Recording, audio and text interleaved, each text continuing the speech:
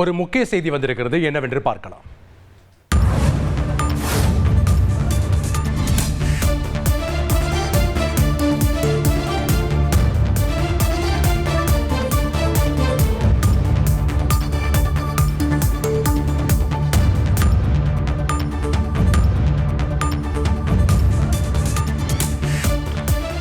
காஷ்மீர் பயங்கரவாத தாக்குதலில் 2 தீவிரவாதிகள் ஈடுபட்டதாக சம்பவத்தை நேரில் பார்த்தவர்கள் தெரிவித்ததன் அடிப்படையில் தற்போது தீவிரவாதிகளுடைய வரைபடமானது வெளியிடப்பட்டிருக்கிறது.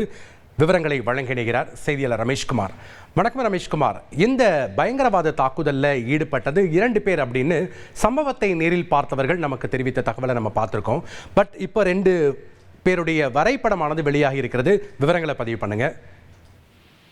அதாவது நேற்று காஷ்மீர்ல பெஹல்காம்ல பயங்கரவாதிகள் தாக்குதல் நடத்தினர்.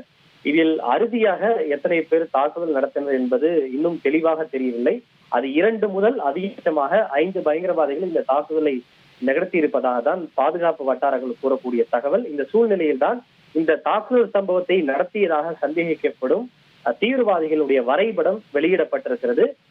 NIA என்று சொல்லப்படுகின்ற தேசிய புலனாய்வு அமைப்பினுடைய ஃபாரன்சிக் டீம் தான் இந்த ஸ்கெட்சஸை வரைந்து வெளியிட்டிருக்கிறார்கள்.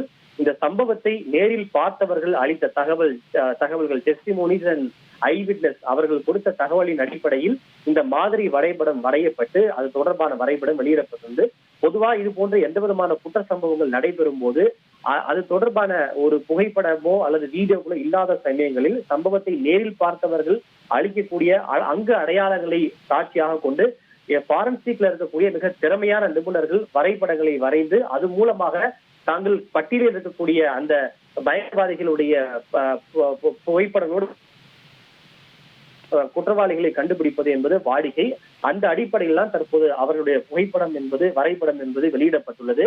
இந்த ஸ்கெட்சஸை வைத்து பார்க்கும்போது இதில் இருக்கக்கூடிய நபர்கள் ஆசிப் பாஜி, சுலைமான் ஷா மற்றும் அபு தல்ஹா என்கிற பயங்கரவாதிகளாக இவர் இருக்கலாமோ என்கிற ஒரு சந்தேகம் இருக்கிறது.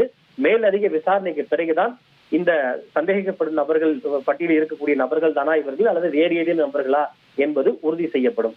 நன்றி ரமேஷ்குமார், உங்களுடைய விவரங்களுக்கு. உங்கள் தந்தி ஒன் தொலைக்காட்சியில் அண்ணாமலை தினமும் மதியம் 12 மணிக்கு காண தவறாதீர்கள்.